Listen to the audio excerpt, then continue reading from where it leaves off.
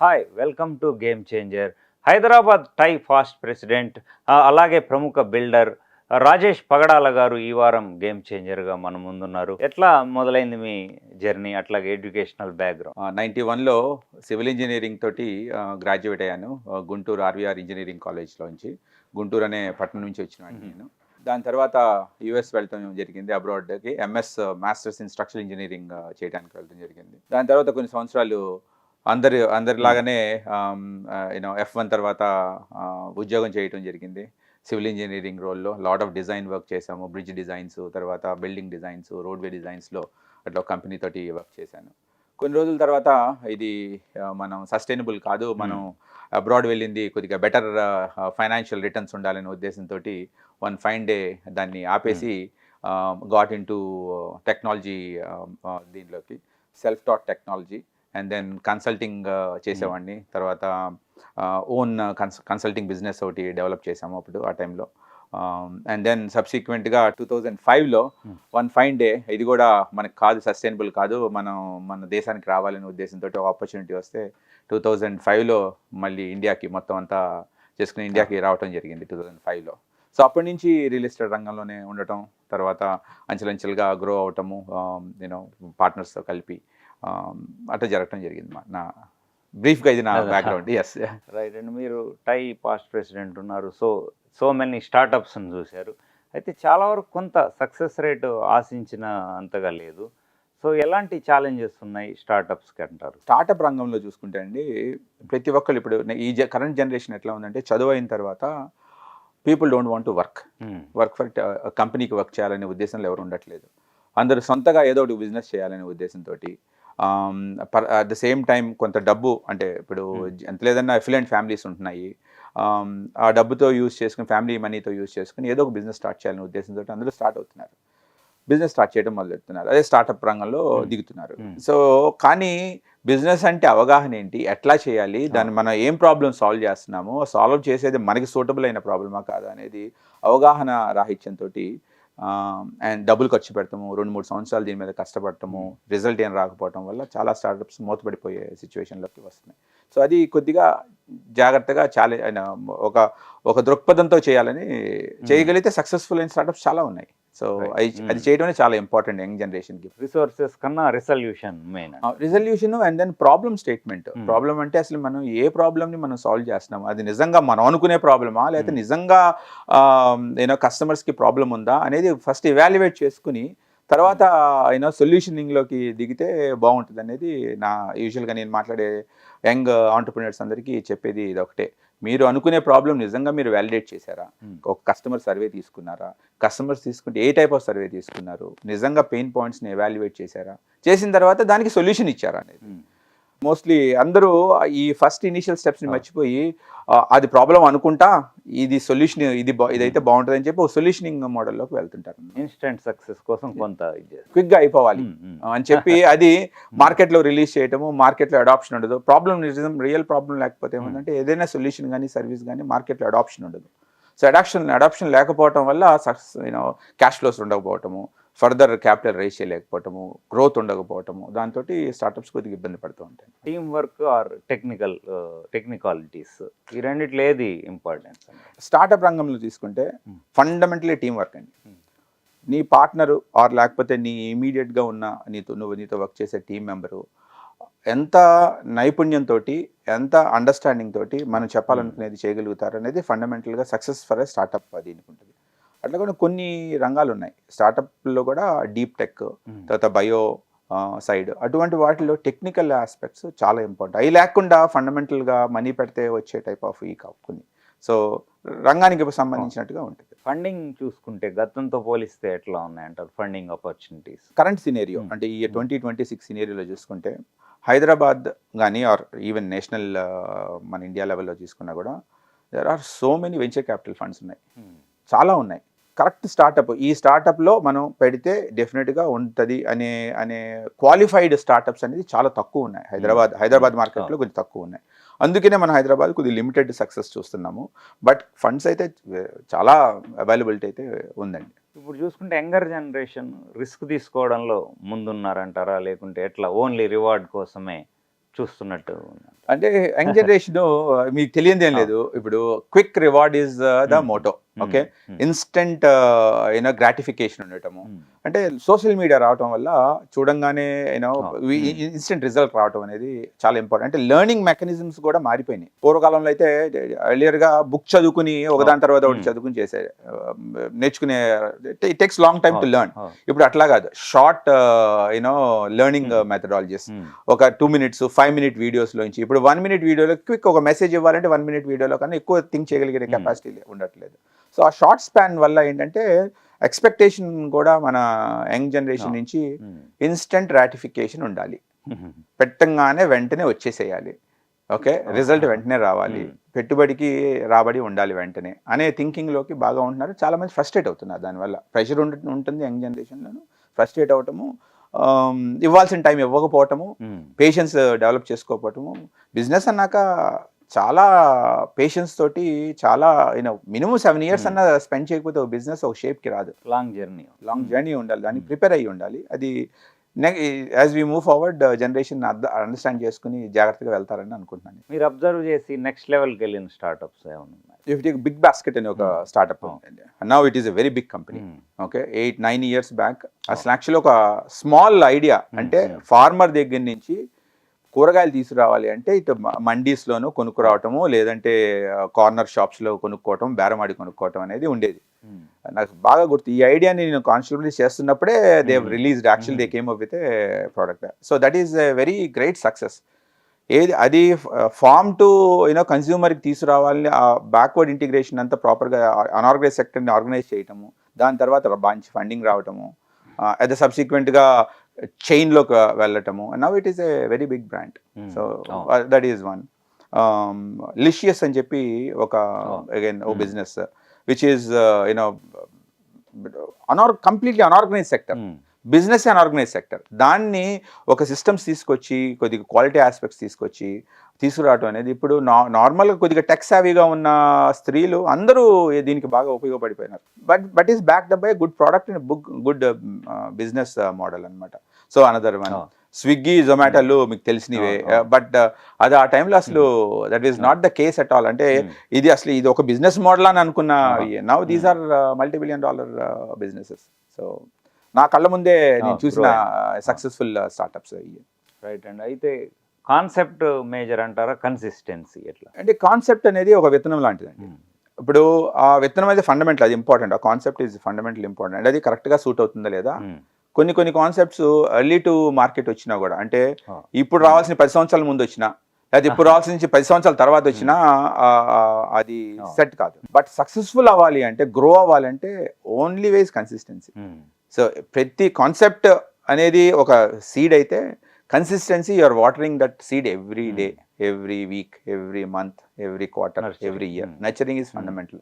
ఆ కన్సిస్టెన్సీ లేకపోతే ఎంత గ్రేట్ కాన్సెప్ట్ అయినా కానీ ఫెయిల్ అవుతుంది. మీ కెరీర్లో తీసుకున్న బెస్ట్ డెసిషన్ ఏమండి? అంటే కొన్ని నా లైఫ్లో జరిగిన కొన్ని ఇన్సిడెంట్స్ చెప్తానండి, where these are fundamental in the direction of my life అనమాట. ఫస్ట్ డెసిషన్ మేకింగ్ ఎక్కడ వచ్చిందంటే, బీటెక్ ఫస్ట్ ఇయర్లో when you do good marks. నాకు సివిల్ అంటే ఎంసెట్ ర్యాంక్ వల్ల నాకు సివిల్ ఇంజనీరింగ్ గుంటూరు ఆర్వీఆర్ కాలేజ్లో వచ్చింది. ఒక సంవత్సరం సివిల్ ఇంజనీరింగ్ చేశాము and I was top in the class. So then I had an opportunity whether to go for, అప్పుడు చాలా బాగా కంప్యూటర్ సైన్స్ అనేది అప్పుడే రిలీజ్ అయిన ఫీల్డ్ అనమాట. కంప్యూటర్ సైన్స్ వెళ్ళటానికి అవకాశం ఉంది, వెళ్తారా అనేది ఆఫర్ వచ్చింది. యూజువల్గా 90% అందరూ 99% everybody chooses to go for computer science ఆ టైంలో. అంత చాలా హాట్ ఉన్న ఫీల్డ్ అనమాట. సమ్హౌ నాకు I felt I'm a civil engineer at heart. Okay, అనే because I come from 3 generations of civil engineer. So I said civil engineering is my heart అని చెప్పి చేంజ్ అవ్వకుండా ఉండటం, సివిల్ ఇంజనీరింగే చేయటం అనేది ఫస్ట్ ఫండమెంటల్ డెసిషన్. నా డైరెక్షన్ ఆఫ్ మై కెరియర్ దీనికి అది ఫస్ట్. రెండోది బీటెక్ ఫైనల్ ఇయర్లో ఎంసెట్ రావటం, మద్రాస్ ఐఐటిలో ఎంఎస్ సీట్ రావటము కన్ఫర్మ్ అయినాయి. ఆల్టర్నేటివ్ ఏంటంటే ఎంఎస్కి యుఎస్కి వెళ్ళాలి. యుఎస్కి వెళ్ళాలని కోరిక, లేకపోతే ఇది చేయాలని. ఎంఎస్ వెళ్ళాలంటే ఫ్యామిలీ మీద బర్డెన్, బట్ దీని మీద ఇదైతే చెన్నైలో MS program. But I chose to go to US. That is again a orbit change type of engineering change in life. తర్వాత 6 yearsకి ఇంజనీరింగ్ జాబ్ చేసేవాడిని అక్కడ. చదువు అయిపోయింది, ఇంజనీరింగ్ జాబ్ చేసేవాడిని. జాబ్ చేసిన తర్వాత then I had a opportunity to, అంటే everybody is growing an alternative field, again is a technology. So one fine day I said we will quit the job, okay, and get into technology business. That's again is a fundamental, and risk taking has started around that time anamata 2000 kaadu 1996 ఆ time frame లో. 4 years తర్వాత మళ్ళీ another decision making was there is opportunity to invest in a retail chain, Dollar General అని job చేస్తూనే I went into investment, got the experience of entrepreneurial experience. First time అక్కడ taste చేశాను అనమాట. అంటే బెరుకుండేది business అంటే ఎట్లా ఉంటుంది అనేది యూఎస్లో వెళ్ళి చేయడం అనేది, అది ఒక్కసారి ఆ బెరుకు బ్రేక్ అయిన తర్వాత ఫండమెంటల్గా there is no changer. So ఆ ఒక బిజినెస్ని బిల్డ్ చేయటము, చిన్న బిజినెస్ని పెద్ద చేసి 5x దీనికి అమ్మేసి, తర్వాత సబ్సిక్వెంట్గా సాఫ్ట్వేర్లో కూడా అంత గ్రేట్గా ఉండట్లేదు, ఏం చేయాలని అనదర్ ఫండమెంటల్ 2005లో I moved back to India. Okay, again to start a construction firm along with family members, and we grew very big in 2005, 6, 7, 8 our time frame lo we were one of the top 3 construction companies. Right అండి. ఈ జర్నీలో challenges and emotional moments కూడా ఉంటాయి, వాటి గురించి share. Challenges అంటే every decision was a very extremely risky decision అండి. It changes ఏంటంటే what I have known in the past versus what I perceive to see, అంటే అన్నోన్ టెరిటరీలోకి మూవ్ అవుతున్నట్టే. Always emotional decision to really make. And I'm a kind of a person, నేను కొద్దిగా లాజికల్గా కన్నా heart తోటి, what heart feels అనేది, అంటే గట్ హార్ట్ ఫీల్స్ అనేది దాని ముందుకు వెళ్ళిపోతుంటాను, లాజికల్ కన్నా దానికన్నా వెళ్ళిపోతుంటాను. బట్ అన్నిటికన్నా ఫైనాన్షియల్గా biggest decision is moving back to India. I was making very large money, ఒక $500,000 దాకా uses to make, very comfortable జోన్లో ఉండేవాళ్ళం ఆ టైం అక్కడ. But moving back to India to, ఒకటి ఎమోషనల్ ఇది, coming back to India, we want to do something ఇది, and opportunity. And opportunity 2005-6 టైంలో opportunity is like Y2K in US ఎట్లా ఉండేదో ఇండియాలో దట్ కైండ్ ఆఫ్ ఆపర్చునిటీ ఉండేది. So I'm very happy I made that choice.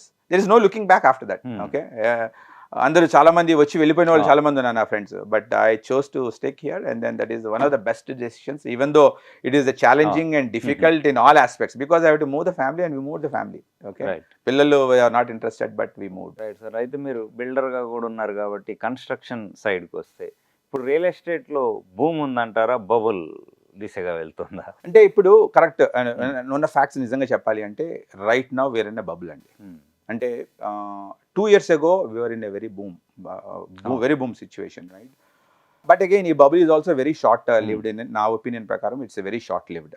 ఏంటంటే real ఎస్టేట్లో cycles ఉంటాయి, ఒక రకంగా స్తబ్దత ఇన్ బబుల్ అంటే ఐ వుడ్ సే స్తబ్దత, రైట్? సో హైదరాబాద్ మార్కెట్లో అటువంటి స్తబ్దత యూజువల్గా ఎవ్రీ 6-7 yearsకి వస్తూనే ఉంటుంది. I have seen it. This is another probably 1 year, 1.5 year it will be like this, and then things will move in. But in my view Hyderabad real estate రంగం there is no stopping. అంటే Hyderabad as a city is one of the largest cities in the country, the best infrastructure ఉన్న city, most metropolis, it is megapolis అయ్యే possibilities ఉన్న city only Hyderabad. వేరే ఏ cities లేవు. బెంగళూరు తీసుకోండి, it is out of infrastructure, traffic infrastructure is it's over due అయిపోయింది. Bombay is a financial district, there is no place to grow.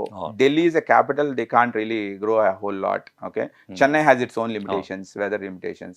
Calcutta has its own political, geopolitical situations there. Hyderabad is poised to grow because it's not landlocked, great infrastructure.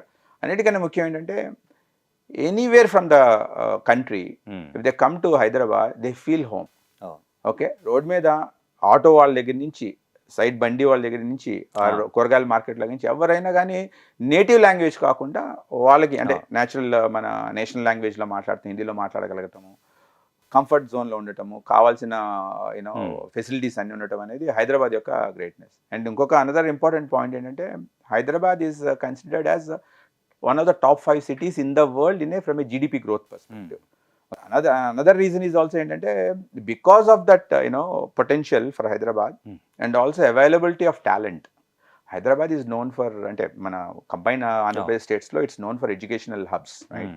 So దానివల్ల బాగా talent ఉండటము, and metropolis వల్ల lot of migration is happening for other 2 tier cities నుంచి, నాగ్పూర్ నుంచి కానీ, పూణే దగ్గర నుంచి కానీ, చెన్నై అదర్ సిటీస్ నుంచి, ఎనీ డిస్ట్రిక్ట్ హెడ్ క్వార్టర్స్ నుంచి, not only with in the మన 2 రాష్ట్రాల నుంచి కాకుండా వేరే రాష్ట్రాల నుంచి కూడా ఉన్న నుంచి ఇక్కడ రావటము, టాలెంట్ అవైలబిలిటీ ఉండటము, అంటే ఇట్ ఈస్ అండి గ్రోత్ మోడ్. స్టేట్ గవర్నమెంట్ రీసెంట్గా టీడీఆర్ చేంజెస్ చేసింది.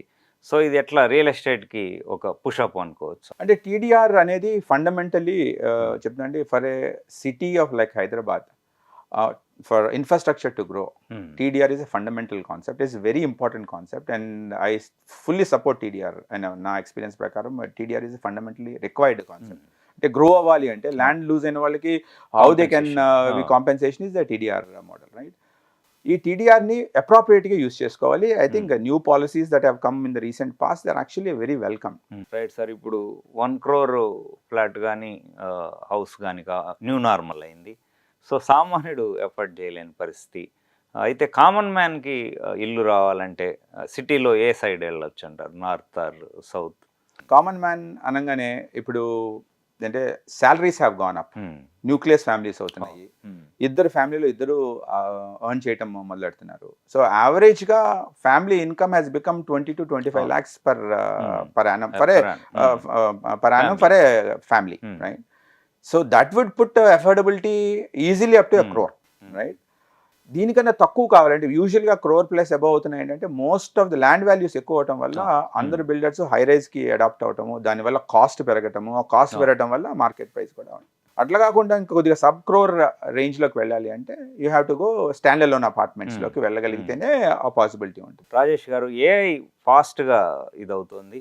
సో కన్స్ట్రక్షన్ రంగంలో కూడా ఏఐ ఎలాంటి రోల్ ప్లే చేస్తుంది? అంటే ఏఐ అనేది latest technology, right, that is coming out. Construction రంగం టిపికల్గా ఏంటంటే టెక్నాలజీ యూసేజ్ని టిపికల్గా లాస్ట్గా అడాప్ట్ చేసుకునే రంగం అండి రియల్ ఎస్టేట్లో. ఎందుకంటే హార్డ్ బ్రిక్ అండ్ మోటార్ ఉంటుంది, తర్వాత ప్లాన్స్ కూడా డిజిటల్ ప్లాన్స్ ఉంటాయి, చూసి కన్వర్ట్ చేయడం అనేది ఫిజికల్, మోస్ట్లీ అంటే ఫిజికల్ నేచర్లో ఉంటుంది.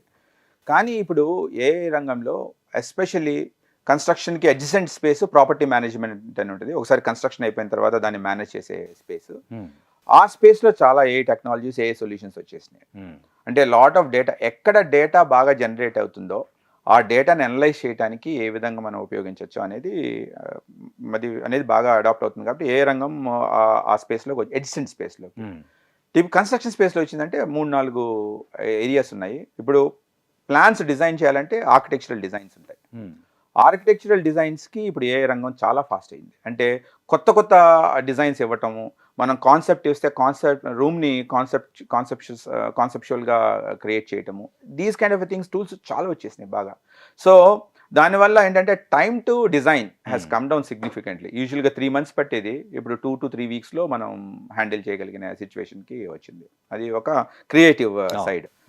దాని తర్వాత ప్లాన్స్ అవన్నీ నార్మల్గానే ఉన్నాయి, పెద్ద ఏ సొల్యూషన్స్ ఏం లేవు. బట్ సేల్స్ రంగంలో, అంటే రియల్ ఎస్టేట్ సేల్స్ రంగంలో ఏఐ సొల్యూషన్స్ బాగా వచ్చినాయి. అంటే టెలికాలింగ్లో కానీ, కాల్ టు ఫాలో అప్స్ కానీ, వాట్సాప్ మెసేజింగ్ కానీ, అంతా solutions have come wear entire sales life cycle management అంట ఏఐ టూల్స్ తోటి మనం చేసుకోగలిగేది. దానివల్ల ఏంటంటే బిల్డర్కి చాలా అంటే మ్యాన్ పవర్ మీద డిపెండ్ కాకుండా, అంటే మ్యాన్ పవర్ ఈజ్ రిక్వైర్డ్ అంటే మనుషులతో మాట్లాడడానికి, బట్ రుడిమెంటరీ వర్క్ ఉంటుంది చూసారా, అది మెషిన్స్ మీద ఇట్లా ఏఐ సొల్యూషన్స్ మీద డిపెండ్ అవడం అనేది చాలా ఉపయోగమైన ప్రొడక్టివ్ ఎన్విరాన్మెంట్ అనేది బిల్డర్స్కి. అది దాని తర్వాత కన్స్ట్రక్షన్ అప్పుడు ఎస్టిమేషన్స్ చేయటము, సరిగ్గా ప్రాపర్గా చేయటము, నిజంగా ఎంత అవసరం అవుతుంది, మెటీరియల్ ఎంత అవసరం అవుతుంది, కాస్ట్ ఎంత అవుతుంది అనేది ఇంజనీర్స్ మీద డిపెండ్ కాకపోయినా, అంటే వాళ్ళ బ్యాక్గ్రౌండ్ ఉండాలి, బట్ ఏ సొల్యూషన్స్ ద్వారా మనం ఐడెంటిఫై చేయటము, తీసుకోవటం అనేది పాజిటివ్ ఫర్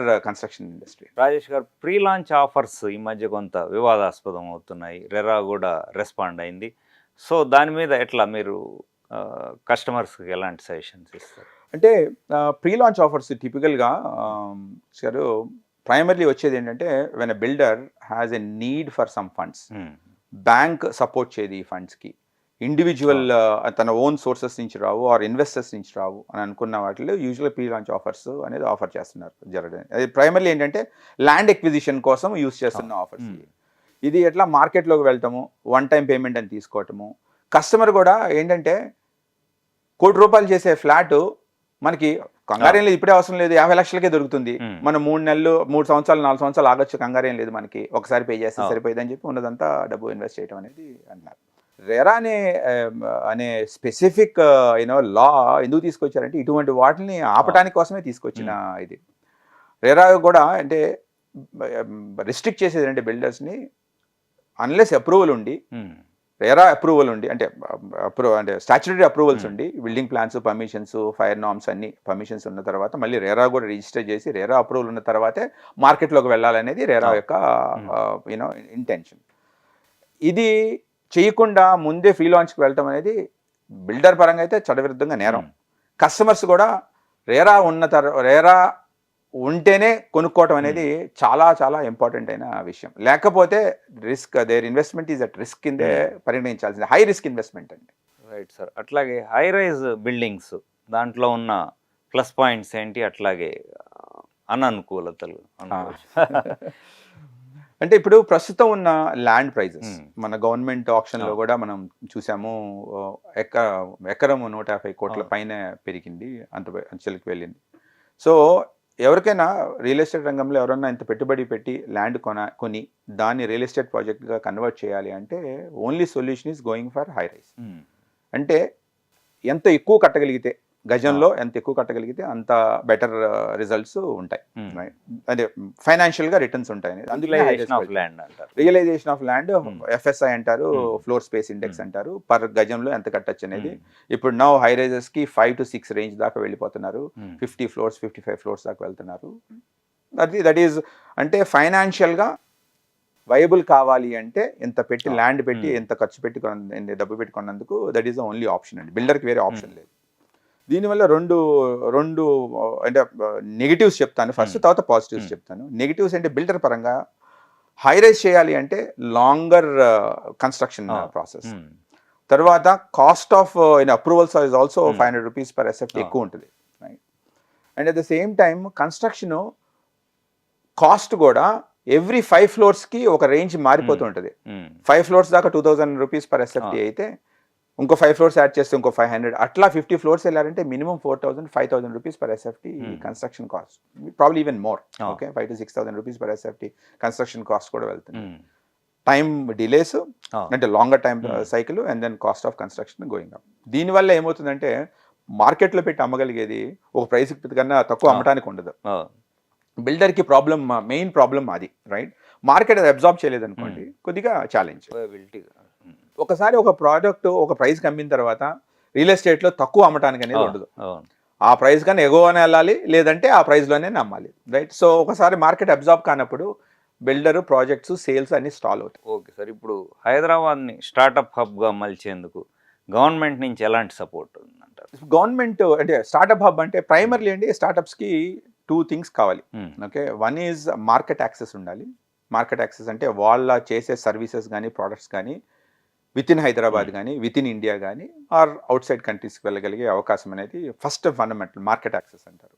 ఇది కాకుండా గ్రో అవ్వడానికి గ్రోత్ క్యాపిటల్ ఒకటి ఉంటుంది. గ్రోత్ క్యాపిటల్ కొన్ని గవర్నమెంట్ రూపంగా చూసుకుంటే గ్రాంట్స్ కానీ సబ్సిడీస్ లోన్స్ కానీ అనేది ఒక ఇది గవర్నమెంట్ నుంచి రాగలిగేది. ప్రైవేట్ ఇన్స్టిట్యూషన్స్ నుంచి వెంచర్ క్యాపిటల్ ఫండ్ కానీ రావటం అనేది ఇంపార్టెంట్.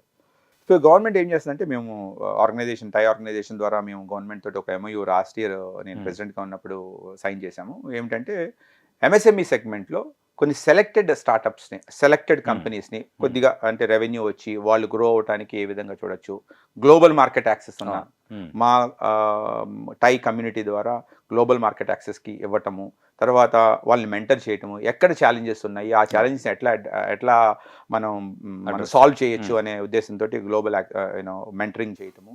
అండ్ దెన్ అవసరమైన వాటికి funding access through government schemes ద్వారా కావచ్చు, ఆ త్రూ మాకున్న VC కనెక్ట్స్ ద్వారా కానీ ఇంట్రడక్షన్స్ చేయటము. ఏంజిల్ నెట్వర్క్ దాకా అంటే టైలోకి ఒక ఏంజిల్ నెట్వర్క్ ఉంది ఇండియన్ కంట్రీ మొత్తం మీద. సో ఆ ఏంజిల్ నెట్వర్క్ ద్వారా కొద్దిగా ఫండ్ చేయటము, లేదంటే VC నెట్వర్క్లోకి మనం తీసుకువెళ్తాం అనేది చేయడానికి ఒక ప్రణాళిక సిద్ధం చేశాము. అది తొందరలోనే లాంచ్ చేయబోతున్నాం. Right sir. అట్లాగే మీ future plans? I run a company called Pagadala constructions which is again residential and residential space commercial స్పేసెస్లో ఉన్నాం. 2 things అండి నా ఒపీనియన్లో. My vision for next 5 years 10 years for real estate రంగంలో హైదరాబాద్ మార్కెట్స్లో అఫోర్డబుల్ విల్లా హౌసింగ్ అనేది చాలా తక్కువగా ఉంది. అపార్ట్మెంట్స్ అందరూ అపార్ట్మెంట్స్ గురించి ఆలోచిస్తున్నారు, కానీ కొంతమంది అందరూ ఇష్టపడరు అపార్ట్మెంట్స్ గురించి. విల్లా అనే concept low density, especially Covid తర్వాత లో డెన్సిటీ, మన ఇండ్లు మనకు ఉండాలి, మన ల్యాండ్లు మనకు ఉండాలి అనే ఉద్దేశంతో ఉన్నవాళ్ళు. మనకి రీజనల్ రింగ్ రోడ్ ఉంది. రింగ్ రోడ్ నుంచి రీజనల్ రింగ్ రోడ్ మధ్యలో ఎక్కడైనా కానీ ఒక అఫోర్డబుల్ విల్లా కమ్యూనిటీని డెవలప్ చేయాలని నా ఫ్యూచర్ ప్లాన్ అండి. ఒక 10-15 acres below 2 crore is the right spot. మనకి అపార్ట్మెంట్ 1.5 crore ఎంత దొరుకుతుందో ఆ ప్రైస్ రేంజ్కి బిలో 2 crores ఒక విల్లా కొద్దిగా దూరం అండి. ఇన్ఫ్రాస్ట్రక్చర్ బాగానే ఉంది, అందరూ 4-wheelers వాడుతున్నారు. సో కన్వీనియంట్ గానే కొద్దిగా దూరం నుంచి అయినా రాగలగటానికి వీలుగా ఉండే ప్రాజెక్ట్ చేయాలనేది ఒక ఇది. ఇంకొకటి కూడా ఏమవుతుందంటే, హైదరాబాద్లో the wealth, there's so much of wealth in Hyderabad. Okay, because the city and pharma destination and then real estate రంగంలో బాగా వెల్త్ క్రియేట్ అవటం, అన్ని బిజినెస్ రంగాలు బాగా పుంజుకోవటం వల్ల వెల్త్ క్రియేట్ అయింది. వీళ్ళందరూ ఎక్కడన్నా సపోజ్ కొద్దిగా లీజర్గా ఎక్కడికైనా వెళ్ళాలి అంటే మన హైదరాబాద్ పరిసర ప్రాంతాల్లోనూ ఎక్కడ కొద్దిగా రిసార్ట్ మోడల్లో ఉన్నాయి అంటూ ఏమీ లేవు, వెరీ లిమిటెడ్గా ఉన్నాయి, చాలా చిన్నవి, దూరంగా, చాలా అది దూరంగా. సో అనదర్ నేను చేసి వన్ రిసార్ట్ అంటే బేసిక్గా through investor group we will build a resort of 150 bedded rooms ఉన్న కీస్ ఉన్న రిసార్ట్ ఒకటి ప్రాపర్ ల్యాండ్ పార్సల్స్ కోసం చూస్తున్నాము. And operators Taj and Four Season లాంటి ఆపరేటర్స్ తోటి వర్కౌట్ చేస్తున్నాము. వాళ్ళ ఇంటర్వెన్షన్ తోటి, వాళ్ళ డిజైన్ స్కీమ్స్ తోటి లగ్జరీ రిసార్ట్ బిల్డ్ చేయాలనేది ఒక ఫ్యూచర్ ప్లాన్ అండి. 2 plans మీద నేను I been working for the last 3-4 months నుంచి, and I know will be successful going forward in this way. Right అండి. ఫైనల్గా మీ డ్రీమ్ అండి ఏమంటే? సార్ నా డ్రీమ్ అనేది Velikrishna garu, to be the influential factor or a voice in the Indian ecosystem from a infrastructure and city development perspective. I want to make that. I've lived abroad many years and I've seen many countries. I've seen cities grow in the last 20-25 years lo anta mundelli tarvata malli alli chodtamu. And why Indian cities cannot be as grand as any foreign cities, right? And meer chuste there are a lot of buildings that have come up to international standards. But what we lack is the infrastructure. Okay, and infrastructure, sidewalks, greenery, green pastures, beautification of roads, traffic norms అనేది వేరే కానీ, but primary infrastructure, bridges, flyovers, access, మన traffic పెరిగిపోతుంది. Traffic ని address చేయడానికి ముందే pre planning, why we should do it and how we should do it అనేది influence చేయాలనేది నా long term view and vision. And I will make that mark అనేది through media like yours, and then through other friends, and then social media ద్వారా. Wherever there is opportunity, I will talk and then convey, influence, through directly or indirectly, request, because this has to be taken up by only government, nobody else. Private parties will not be able to do. Even Japanese funds lanti, JICO lanti corps vachina kuda, but it has to be routed through the government. And then government, I think everybody is seeing that growth, and infrastructure grow aithe definitely cities will grow. Right sir, thank you very much. Thank you అండి, thank you very much. నమస్తే. ఇది రాజేష్ పగడాల గారితో interaction. వచ్చే వారం మరో game చేంజర్తో కలుద్దాం. Bye.